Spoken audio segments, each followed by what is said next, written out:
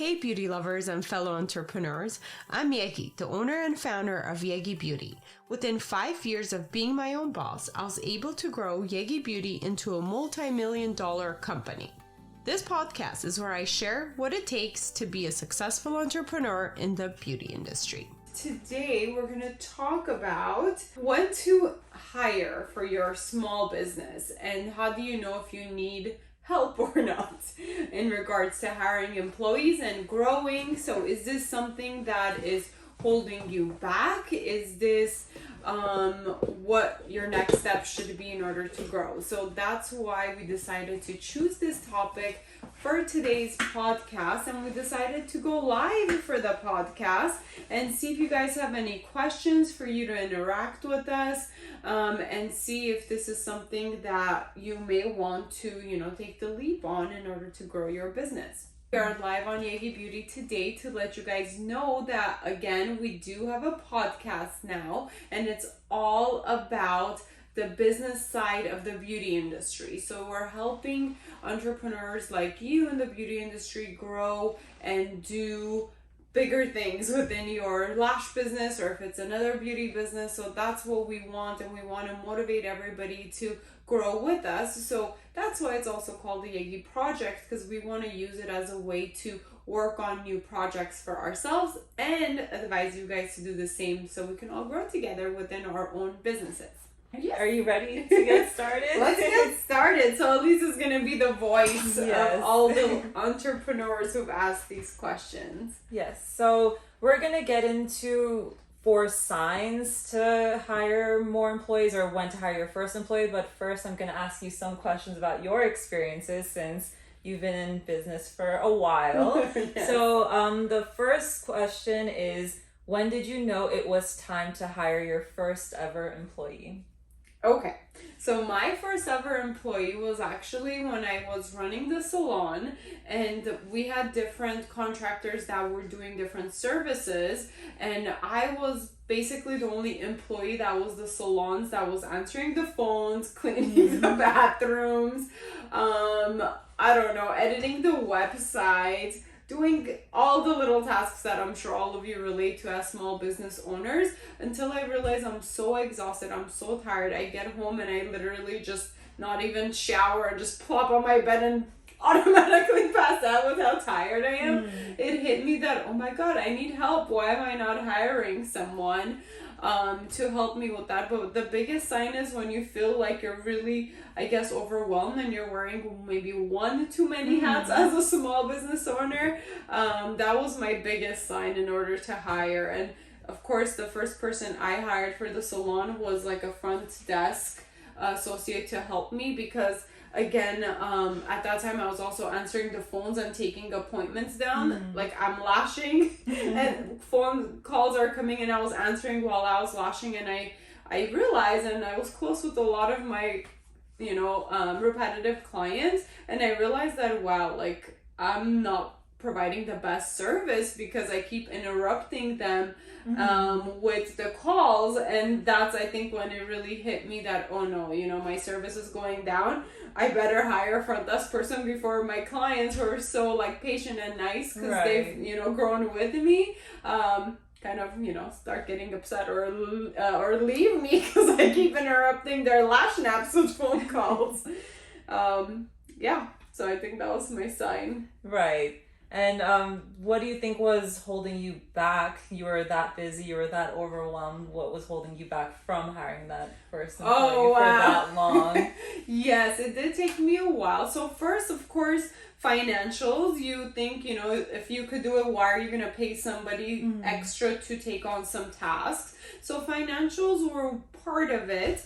But at the same time, what I noticed is it was very hard for me to trust somebody to take care of my baby, right? Because at that time, the salon was my first business. It was my, everything. And I literally put my blood, sweat, and tears into it. And I don't know who I could trust with it in order for them to take care of it as good as I thought I could take care of it. It was just that letting go factor. And I know it's such a big part now that I've worked with a lot of business owners and students and lash artists. I know it's a big part of every small business owner's fears of who can they trust like their baby with to do any part of the business, right? They always think as small business owners, we think that we can do better. Who's gonna do better than me? Because they're not gonna care, and all of that was kind of like the fear of letting go, I guess.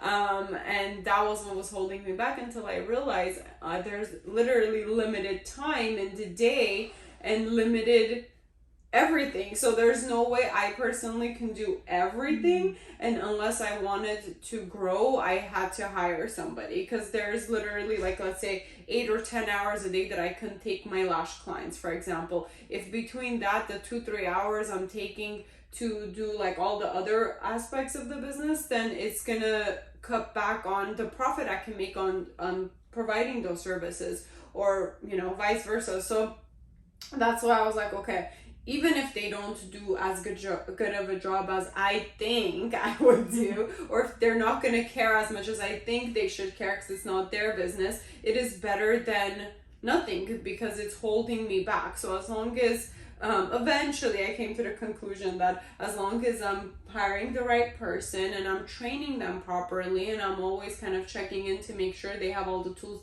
they need to be good at their job, it'll be fine. And it did turn out fine. That was how we were able to grow, is obviously by hiring many people.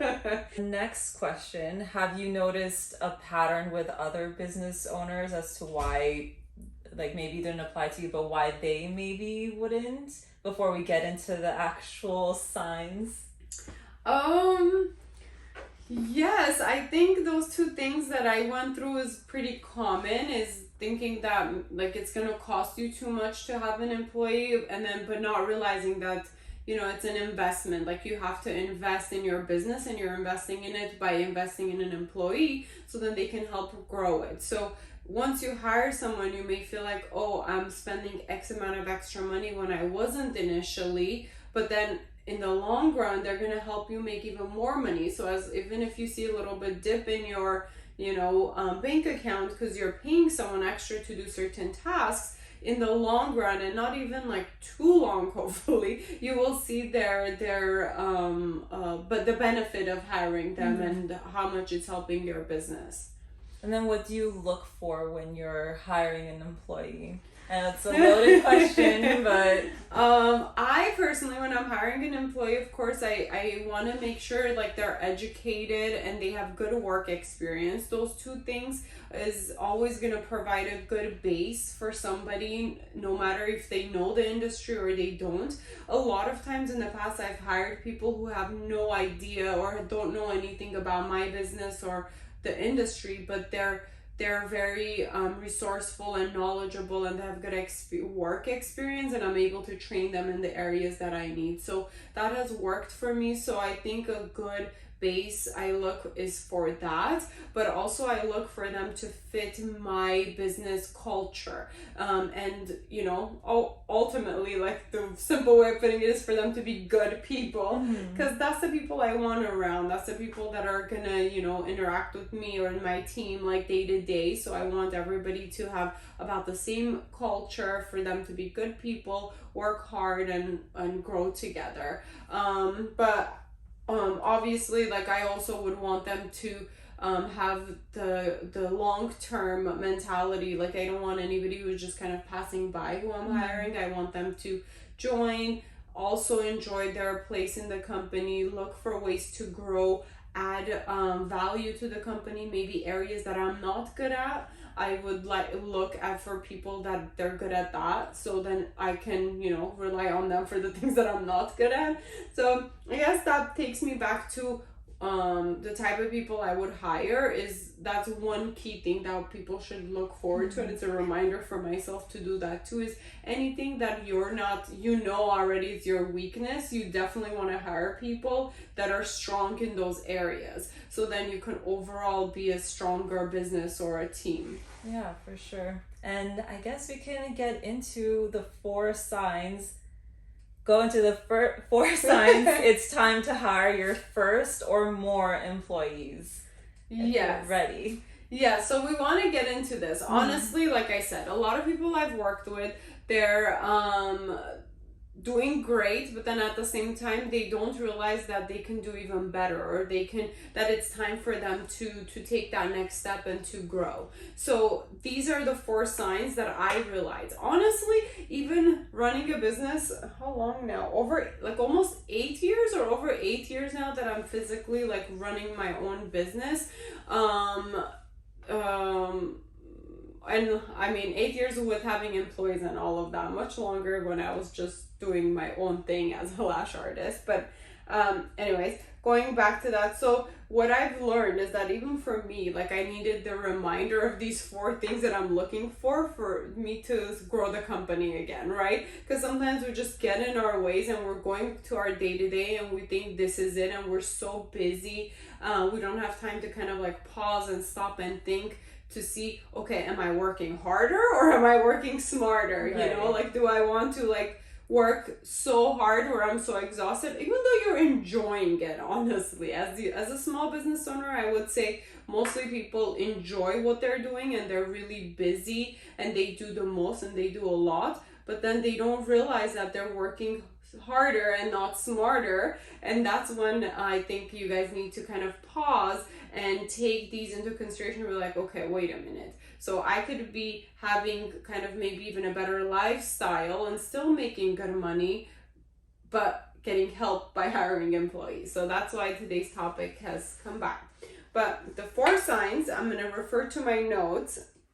The 4 main signs that you need to hire an employee is, one main one is, and this is again what happened to me, is you realize your customer service is slipping. Okay, so if you start getting complaints, that's your very first sign that, oh, you know, maybe I need to work on an area of my business and hire help for somebody to really take care of that area of the business. So for me, it was, like I said, I was answering the phones while I was lashing and people were complaining, or I can see that they were unhappy every time I would answer the phone, but I had no choice because I had nobody to help me and I didn't want to lose business, right? So that was my first sign for customer service at the salon. And then my second sign at the office, for the warehouse, for the product size, it would be again our emails or our complaints about certain quality control on certain products. And that's what hit me, that, oh my God, I need to hire more people for quality control, for example, to help me to make sure that we're gonna be at the best that we can be. Because I personally would love to check every single product for it to go out, but and that's what I thought I could do for a long time. And then I realized, oh my God, I want to, I just don't have the time to. So the next step for me would be to hire somebody to do that specifically. And again, every phase that we go through, I feel like I go through that trust issue phase too, until I can finally be like, nope, it's gonna be fine. You know, pass it over to the next best person after you that can take care of that task. And yeah, so first sign is customer service is slipping. And then our second sign is we already talked about this, but as our second sign from the 4 is if you and your employees are exhausted or overexerted. So if you feel like you or your current employees are already doing too much, or they're doing too many different tasks, and they feel exhausted, or you give them projects that you want to get done in a certain deadline and they're not able to make it to that deadline, and it's not that they're slacking off, it's just they have a lot on their plate. Or you personally, if you're the only person in your business, you feel like you're doing so much, and then you don't have time to finish the great, amazing ideas or projects that you have, and you're just exhausted. You're like, I want to do this and that, but I just don't have the time. And then all that's a second huge sign for you to go ahead and maybe consider hiring an employee. If you find yourself saying no to new business, right? So one example would be if you're a lash artist and you're fully booked and you have, let's say you're even fully booked for 2 months out, even 2 months, 2 weeks or 3 weeks, or even a whole month out, and you realize that by saying no to your customers, they're not waiting for you to book like in a month from now. you're actually losing that business. So if you realize you're losing business because you're too busy, it may be time for you to hire maybe another lash artist that works under you, or somehow you can do some deal with them, is when you refer your clients to them and you maybe can work out a deal or a commission type of thing. But that's a big sign once you realize you're losing business that it's time to hire someone. And again, there's different solutions to these problems. And like I said, I can get into it with you guys if that's what you like. But another example would be, as far as if, you're saying no to new business, is if you don't have the manpower or you don't have the energy for you yourself, whatever business you're doing, is to actually like follow up with that new opportunity, really close the deal and do all of that. Okay. So that's the third biggest sign that you should hire someone or get help with employees. And the fourth and last one is, once you realize if you already have current employees, or if you're the only one, you're still considered your employee, right? If you're having your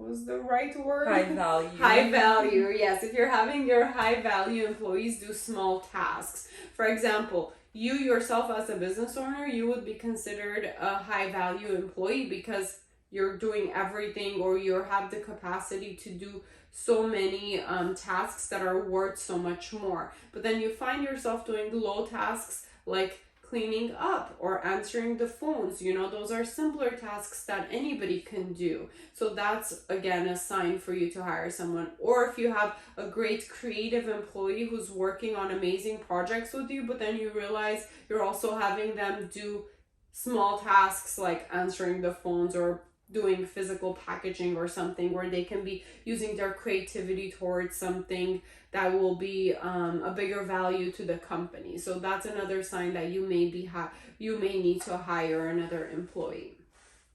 So those are the top 4 signs, and it's kind of a topic that's not too much talked about. I feel like it's a really, really kind of good eye-opener for those entrepreneurs or small business owners that are ready for that step, because like I said, a lot of times we don't realize it until it might be too late and we're already losing business. So I wanted to talk about this even for all of you that are brand new or that are just starting out and you're gonna hire your first employee. That first employee can pretty much be your assistant / front desk or receptionist, right? So whatever you may need, really consider delegating or hiring in order for you to grow your business. I guess that's kind of the moral of the story or the topic for this podcast, for this episode. Is there anything else we should cover? I just want to say this is our season 1 finale, and over at the Yegi Project, we've been posting action plan posts. So from each episode, we've had kind of like an assignment or advice for you to follow, and we've done episodes on when to increase your pricing or pricing in general, and also how to declutter your mind. So a lot of these things kind of build off of each other. So you can look back and watch those episodes either on YouTube or Buzzsprout or Spotify, Apple Podcasts, wherever you find podcasts if you just want to listen to them. But we really have been working on giving you guys a platform for the business side of things, because you get so many questions about the lash business or just business in general. And we want to help you guys, so definitely check out our Instagram. We also have a Pinterest with different boards, and so we're just trying to give as much information as possible. So if you guys ever have any topic suggestions, if you want to be on the podcast, even if you're not a lash artist, like even any specialists like accountants, or if you know someone who's helped you in your business, like a random person that you wouldn't even think would help you, just anyone, we're really interested in picking people's brains and all anything that could be related to the business world that ties together to the beauty industry. So we're really kind of closing the gap between those two things, and also working on who makes a great entrepreneur, right? Because at the end of the day, even if you have a great business, you need to be a great entrepreneur, have that mindset, be that person in order to have the great business or grow the business. So I really believe it's not even what business and how to run it, it's mainly like the person as well. So we focus on how to get you to be that person, to have that entrepreneurial mindset in order to grow. So that's our whole project with the Yegi Project. And like I said, we're working on ways to also keep growing ourselves within learning new ways of doing better business, or like I said, having a better mentality or mindset of an entrepreneur. And also it goes hand in hand with the same thing, you know, like a lot of my research that I do, that I base these podcasts on, is how to be successful, how to be a millionaire, how to be a multi-millionaire, how to have it all, how to, you know, do the whole family and the business thing and be happy, you know. Ultimately, like, that's the end goal of the Yegi Project, to have us and you guys get to that point where you're fully happy and satisfied with your work life and your personal life. So that's the Yegi Project, I think, in a GIF. We covered everything of how or when to know to hire your first employee. Thank you for being live and here with us, and the rest of you, if you just joined for a second, go back and listen to the whole thing. Hopefully it helps you. But like Elise said, this concludes our season 1, very brand new, the Yegi Project podcast. Our second season, we're going to invite a lot more guests in order to have even more knowledge and power behind our podcast to help you guys out. So join us. We will announce when the season 2 will be live, but we won't give too long of a gap for you guys. We're already prepping for it. All right. Well, thank you. Bye, guys. Bye. Thank you for listening. Please rate and review this podcast. Follow and engage with us on social media under the Yegi Project. And if you're interested in being a guest, email info@theyegiproject.com. And don't forget to subscribe so you don't miss out on any future episodes.